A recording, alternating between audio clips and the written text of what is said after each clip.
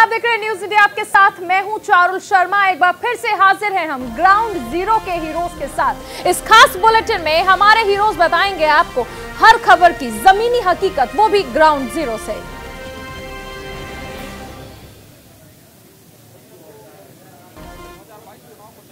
15 दिसंबर के बाद आदर्श आचार संहिता उत्तर प्रदेश में लग सकती है। ऐसी सूरत में प्रधानमंत्री का 3 बार दौरा उत्तर प्रदेश में निर्धारित है। आज जहां प्रधानमंत्री जेवर एयरपोर्ट की सौगात उत्तर प्रदेश को देने जा रहे हैं, वहीं पर 7 दिसंबर को गोरखपुर रहेंगे और गोरखपुर में बड़ी योजना का लोकार्पण करेंगे। इसके अलावा 13 तारीख को काशी विश्वनाथ कॉरिडोर का भी लोकार्पण करेंगे। गौरतलब है कि काशी विश्वनाथ कॉरिडोर प्रधानमंत्री नरेंद्र मोदी का ड्रीम प्रोजेक्ट है। जिस तरह से प्रधानमंत्री नरेंद्र मोदी लगातार भोले बाबा के भक्त बताए जाते हैं, ऐसी सूरत में उनका बहुत बड़ा ड्रीम प्रोजेक्ट है और प्रधानमंत्री बनारस से सांसद भी हैं। गौरतलब है कि इन तमाम योजनाओं के बाद उत्तर प्रदेश में चुनाव को लेकर एक बिगुल फूंक दिया जाएगा। हालांकि इसके पहले भी प्रधानमंत्री लगातार उत्तर प्रदेश का 4 बार अब तक दौरा कर चुके हैं। अभिनव पांडे, न्यूज इंडिया, लखनऊ। अखिलेश यादव आज जनवादी पार्टी सोशलिस्ट की लखनऊ में हो रही रैली में शामिल हुए। इस पार्टी का समाजवादी पार्टी से गठबंधन है। हालांकि 2012 में ये पार्टी बीजेपी के साथ थी, लेकिन उसके बाद वो समाजवादी पार्टी के साथ एकजुट हो गई। अखिलेश यादव ने इस पार्टी के साथ साथ लगभग 6 छोटी पार्टियों से गठबंधन कर रखा है और लगभग इतने ही छोटे दलों से उनका गठबंधन होना अभी प्रस्तावित है, जिसमें आरएलडी भी है, जिसमें आम आदमी पार्टी भी है। अखिलेश यादव का ये एक्सपेरिमेंट कितना कामयाब होगा, ये 2022 के नतीजे बताएंगे। लेकिन ये अपनी तरह में उत्तर प्रदेश में एक नए तरह का प्रयोग है, जब एक बड़ी पार्टी छोटी छोटी लगभग 12 पार्टियों के साथ गठबंधन करने जा रही है। अखिलेश यादव ने लखनऊ की इस जन क्रांति रैली से ग्रेटर नोएडा में हो रहे कार्यक्रम को भी जवाब दिया। उन्होंने कहा कि हवाई अड्डे बनाए तो जा रहे हैं, लेकिन वो बेचे भी जा रहे हैं, और अगर सारे हवाई अड्डे घाटे में है और उसके बावजूद उसको प्राइवेट लोग खरीद रहे हैं, तो क्यों खरीद रहे हैं, ये एक रहस्य है। अखिलेश यादव ने भारतीय जनता पार्टी पर काफ़ी हमले किए और ये कहा कि 2022 में अगर उत्तर प्रदेश को खुशहाल बनाना है तो भारतीय जनता पार्टी को हटाना पड़ेगा। कैमरा पर्सन सुंदरम के साथ मैं विवेक तिवारी, न्यूज़ इंडिया, लखनऊ। 2022 के चुनाव से पहले कांग्रेस की मुश्किलें बढ़ती जा रही हैं। कांग्रेस के 10 दिग्गज नेताओं ने कांग्रेस पार्टी को अलविदा किया है, वो भी 6 महीने के अंदर। इसमें जतिन प्रसाद से लेकर रायबरेली से विधायक अदिति सिंह तक शामिल हैं। ये वो लोग हैं जो कांग्रेस के दिग्गज थे।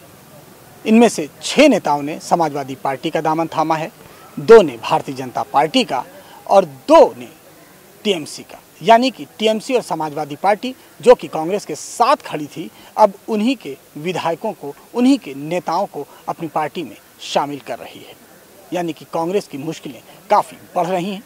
ये स्थिति तब है जब पिछले 6 महीने से प्रियंका गांधी ने उत्तर प्रदेश कांग्रेस की कमान अपने हाथों में ले रखी। चुनाव आने से पहले तमाम नेताओं द्वारा दल बदल शुरू कर दिया जाता है और शायद यही वजह है कि कांग्रेस के वो नेता जो शायद नाराज थे, उन्होंने कांग्रेस का दामन छोड़ दिया। इसके पीछे यही वजह है, उनकी नाराजगी या फिर कोई साजिश। Neeraj Mishra, news India. उत्तर प्रदेश में बीजेपी की वर्तमान में जो स्थिति परिस्थिति है, उसकी शुरुआत 2014 से हुई थी और उस वक्त भारतीय जनता पार्टी की प्रदेश की कमान लक्ष्मीकांत वाजपेयी जी के पास थी। लक्ष्मीकांत वाजपेयी जी इस वक्त भारतीय जनता पार्टी के ज्वाइनिंग कमेटी के चेयरमैन हैं और इनको मेरठ से पार्टी ने लखनऊ बुला लिया है। और 2014 में जब ये प्रदेश अध्यक्ष थे, उस वक्त भी मुकाबला कमोबेश समाजवादी पार्टी से था और इस बार भी 2022 के लिए स्थिति वैसे ही है। वाजपेयी जी हमारे साथ हैं। वाजपेयी जी, ज्वाइनिंग कमेटी के आप चेयरमैन हैं और हम जानते हैं कि बीजेपी में आने वालों की एक लंबी फहरिस्त है, तो क्या आपका लक्ष्य है और क्या मापदंड हैं ज्वाइनिंग कराने के लिए? स्वाभाविक है, क्योंकि Bharatiya Janata party winning track पर है, तो आने वालों की सूची लंबी होगी।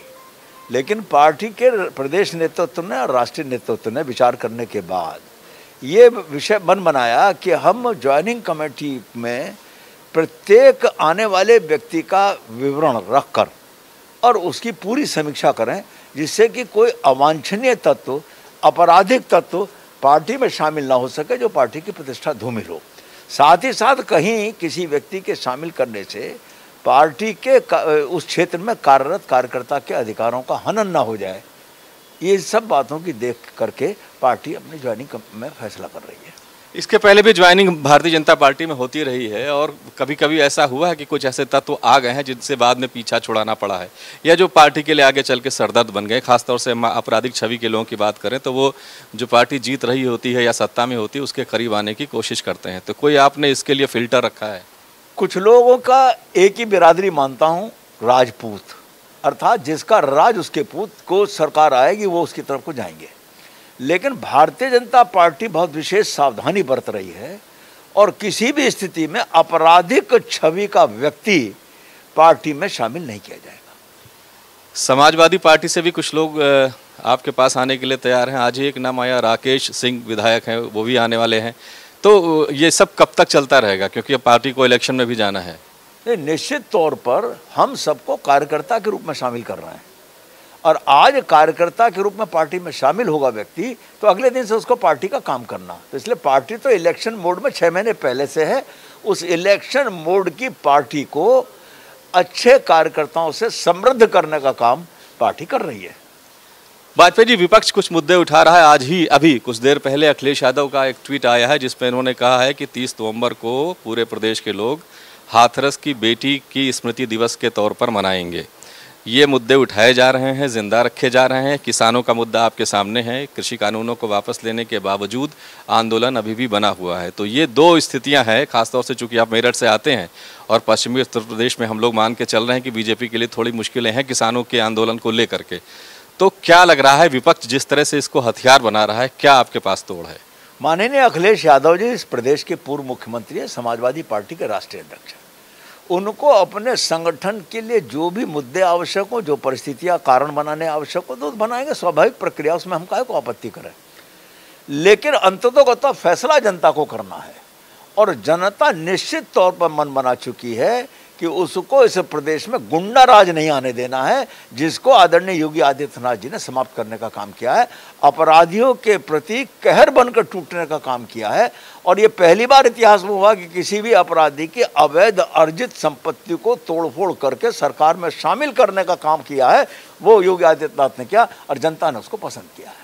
बीएसपी भी लगातार कोशिश कर रही है कि किसी तरह से वो भी मेन स्ट्रीम में, जो लड़ाई की मेन स्ट्रीम है उसमें आ जाए, और ब्राह्मणों पर खास तौर पर उसका जोर है और उसने एक ब्राह्मण सम्मेलन भी करा रखा है। सतीश चंद्र मिश्र को जिम्मेदारी दी गई है, बार बार उनका नाम मायावती अपने प्रेस कॉन्फ्रेंस में लेते हैं। तो ये जो एक वर्ग है, एक परसेप्शन बनाया गया कि बीते 4-5 सालों में ब्राह्मण नाराज हो गया है भारतीय जनता पार्टी से, आपका क्या सोच है, आपकी क्या मान्यता है? ब्राह्मण किसी पार्टी का समर्थक है या नहीं है ये तो अब जनता बता देगी चुनाव में। समाजवादी पार्टी और परशुराम जी के मंदिर बना ले और मायावती जी ब्राह्मणों के सम्मेलन कर लें, अगर उनको 1% भी सफलता मिल जाए, ऐसा संभव नहीं है। धन्यवाद। तो ये लक्ष्मीकांत वाजपेयी जी, हर बात का इन्होंने जवाब दिया। मोटी बात यह है कि भारतीय जनता पार्टी भी कुछ और दलों के साथ गठबंधन कर सकती है, लेकिन उसके पास इतनी संख्या में लोग हैं कि वो अपने दम पर 2022 का चुनाव जीत करके आ सकते हैं। ज्वाइनिंग की बात जहां तक है तो वाजपेयी जी ने जैसा बताया कि बाकायदा स्क्रूटनी हो रही है और उनकी कोशिश है कि कोई भी अवांछनीय तत्व बीजेपी में शामिल ना हो पाए। कैमरा पर्सन सुंदरम के साथ में विवेक तिवारी, न्यूज़ इंडिया, लखनऊ। स्वास्थ्य मंत्री राजेश टोपे अभी अपने साथ में हैं। सर, जिस प्रकार से टीकाकरण शुरू है, जिस प्रकार से सरकार का एक नियोजन था कि 31 नवंबर तक के जो टीकाकरण होना चाहिए वो पूरा हो सकता है या किस प्रकार से उसकी तैयारी शुरू है?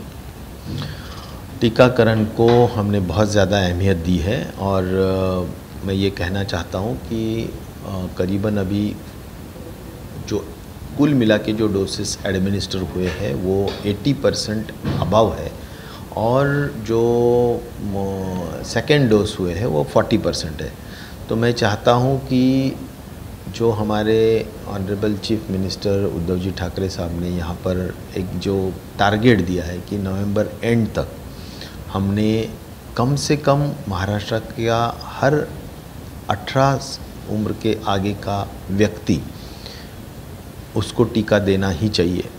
तो उस टारगेट को पूरा करने के लिए स्वास्थ्य विभाग पूरा जोरों से लगा हुआ है और जो भी अभी इंडिविजुअल केसेस रहे हैं गांव में, वार्ड्स में, वो हम इंडिविजुअली उनको 2 मिशन के तहत मिल रहे हैं। एक जो स्टेट का मिशन है, मिशन कवच कुंडल, और जो गवर्नमेंट ऑफ इंडिया का मिशन है कि 10 तक घर घर, तो इसके तहत हम मिल रहे हैं और कोशिश ये हो रही है कि उनको समझाया जाए, उनको पूरी तरह से काउंसलिंग किया जाए।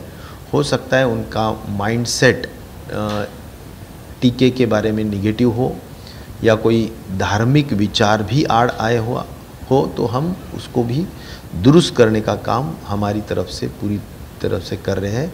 और मुझे उम्मीद है कि निश्चित तौर पर आज भी महाराष्ट्र में रोज़ाना 5 लाख तक टीके हम लगा रहे हैं। लेकिन राज्य सरकार ने जो अपना जो टारगेट रखा था 31 नवंबर तक, वो पूरा हो सकता है कि उसमें कुछ अड़चनें? कोशिश हो रही है, कभी भी टारगेट हाई रहना चाहिए और कोशिश पूरी करना चाहिए। 100% हमारा जो भी योगदान है हमने देना चाहिए, और उसके ऊपर अगर थोड़ा बहुत कम ज़्यादा भी होता है तो थोड़ा आगे और टारगेट लेके जाना और करना चाहिए। यही हमारा मिशन मोड में काम है। सर, टीकाकरण के बारे में जिस प्रकार से आपने कहा, लेकिन अभी तीसरी लहर भी आने की आशंका जताई जा रही है। किस प्रकार से तीसरी लहर रहने वाली है? तीसरी लहर अभी हम देख रहे हैं कि ऑस्ट्रिया, जर्मनी, USA, यहाँ पर बड़ी पैमाने पे यहाँ पर डेल्टा वेरिएंट ने वहाँ पर कहर किया है और काफ़ी लोग इन्फेक्ट भी हुए, एडमिट भी हुए। आगामी 2022 के विधानसभा चुनाव को फतेह करने के लिए बीजेपी में लगातार मैराथन बैठक का दौर जारी है, जिसके तहत आज भारतीय जनता पार्टी चुनाव प्रबंधन समिति की बैठक हुई। बैठक की अध्यक्षता भारतीय जनता पार्टी के चुनाव प्रभारी प्रहलाद जोशी ने की। इसके साथ ही बैठक में प्रदेश प्रभारी दुष्यंत गौतम, मुख्यमंत्री पुष्कर सिंह धामी, प्रदेश अध्यक्ष मदन कौशिक और साथ में सह प्रभारी लोकेट चटर्जी और सरदार RP सिंह मौजूद रहे। इसके बाद चुनाव प्रभारी प्रहलाद जोशी सीधे श्रीनगर पहुंचे और उन्होंने वहां पर 3 जिले पौड़ी, रुद्रप्रयाग और चमोली में कोर ग्रुप की बैठक की अध्यक्षता की। भारतीय जनता पार्टी युद्ध स्तर पर आगामी 2022 के विधानसभा चुनाव को फतेह करने में लगी हुई है, जिसके तहत ये 2 दिन का सह प्रभारी का, प्रभारी का और चुनाव प्रभारी का दौरा रहा। न्यूज़ इंडिया के लिए देहरादून से रोहित विक्रम सिंह। 2 दिवसीय दौरे पर राष्ट्रपति रामनाथ कोविंद उत्तराखंड पहुंच रहे हैं। राष्ट्रपति रामनाथ कोविंद 28 नवंबर को पतंजलि विश्वविद्यालय के दीक्षांत समारोह में शामिल होंगे, तो वहीं 29 नवंबर को शांतिकुंज देव संस्कृति विद्यालय में आयोजित समारोह में शामिल होंगे। राष्ट्रपति के 2 दिवसीय दौरे को लेकर जिलाधिकारी विनय शंकर पांडे और SSP डॉक्टर योगेंद्र सिंह रावत ने निरीक्षण किया। DM और SSP ने पतंजलि विश्वविद्यालय स्थित हेलीपैड का निरीक्षण किया और लोक निर्माण विभाग के अधिकारियों को निर्देश दिए हैं कि किसी तरह की कोई कसर न रहे। कैमरा पर्सन के साथ संजय पुंडीर, न्यूज़ इंडिया, हरिद्वार। केंद्र सरकार की नीतियों को जन विरोधी नीतियां बताते हुए या राजस्थान यूथ कांग्रेस ने आज प्रदर्शन किया है, रैली निकाली है और सभा का आयोजन किया गया है। ये तस्वीरें हैं, यहाँ पर तमाम यूथ कांग्रेस के नेता मौजूद है। यहाँ पर गणेश गोगरा जो राजस्थान यूथ कांग्रेस के अध्यक्ष है, उनके नेतृत्व में हो रहा है, वो खुद मौजूद है। केंद्र सरकार की नीतियों को इन्होंने बताया कि केंद्र सरकार की नीतियां हैं वो जन विरोधी नीतियां, महंगाई हो, चाहे तमाम जो मुद्दे हो, किसानों का मुद्दा हो, मुद्दों को लेकर के केंद्र सरकार को जो घेरा है, सभा का आयोजन किया गया है। इससे पहले रैली निकाली गई है, तो यानी यहाँ तमाम कांग्रेस के नेता मौजूद है, युवा कांग्रेस के नेता मौजूद है। बहरहाल देखने वाली बात है कि रैलियों से केंद्र सरकार को कामकाज है उस पर कितना प्रभाव पड़ता है, कितना ये विरोध आगे करेगी। जितेश के साथ रहमतुल्लाह खान, न्यूज़ इंडिया, जयपुर। मोदी सरकार ने जो तानाशाही